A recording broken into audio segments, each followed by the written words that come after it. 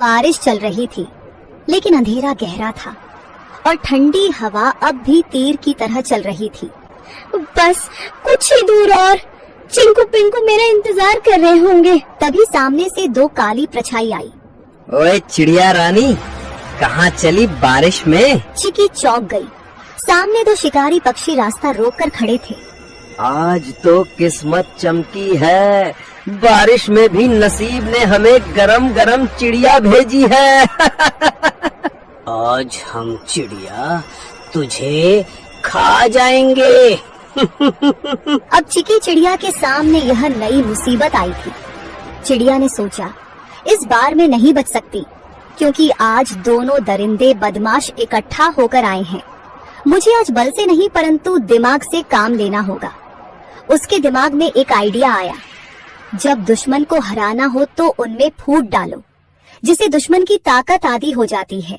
तुम दोनों बहादुर शिकारी हो ना, और मुझे खाना चाहते हो ना, परंतु तुम दोनों में से जो सबसे बड़ा शिकारी और सबसे ज्यादा ताकतवर होगा वही मुझे खाएगा। मैं तो सबसे खतरनाक हूँ, पंखों से पंजे तक मौत हूँ, मौत। तेरी औकात नहीं मेरे सामने, मैं तो उड़ते परिंदे गिराता हूँ, तू मुझसे बड़ा शिकारी नहीं हो सकता। तो भिड़ो ना, दिखाओ असली ताकत। मुझे तो वही खा सकता है जो सबसे ताकतवर है। दोनों शिकारी जल उठे। कौवा उड़कर सुल्तान की ओर झपटा। सुल्तान ने पलटवार किया। सबसे पहले मैं तुझे खाऊंगा, फिर इस चिड़िया को। तू खा नहीं पाएगा कालू। दोनों एक दूसरे को नोचते हुए हवा में झगड़ते हुए नीचे गिर पड़े। दोनों की हालत खराब हो गई और बेहोश हो गए। चिकी इसी मौके का फायदा उठाते हुए चुपचाप वहाँ से जल्दी उड़ते हुए निकल गई।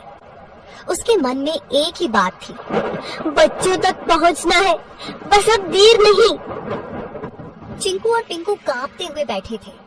बारिश अब थम चुकी थी, लेकिन डर अब भी घोंसले में था। तभी हवा में एक जानी पहचानी गंध आई। चिंकू, मेरे पिंकू, मैं लौट आई। मम्मा, हम कब से राह देख रहे थे कि आप कब आएंगी। मेरे लाल, तुम दोनों ठीक हो ना? डर तो नहीं लगा? बहुत डर लगा मम्मा, बिजली भी चमक रही थी। चिंकू बार बार बाहर देख रहा था, मैं तो कह रहा था ना जल जाएगा। बेटा, कभी कभी डर जरूरी होता है, लेकिन बहादुरी ये है कि डर के बाद भी टिके रहो। तुम दोनों ने बहादुरी दिखाई। पंखों में छुपाए हुए गेहूं को निकालकर मजेदार खाना बनाया और बच्चों को दिया। बच्चों ने भूख के कारण खाना खा लिया। अगली सुबह बारिश तो रुक चुकी थी, लेकिन घोंसले में सन्नाटा था। सूरज की हल्की रोशनी घोंसले में पड़ी तो चिकी ने देखा चिंकू एक कोने में पड़ा कांप रहा था। उसकी आंखें आधी खुली थी और शरीर तप रहा था। चिंकू, ओ बेटा, क्या हुआ तुम्हें? मम्मा, बहुत गर्मी लग रही है, पूरा बदन जल रहा है। हे भगवान, बुखार इतनी तेज, अब मैं क्या करूं? मम्मा, चिंकू को क्या हो गया?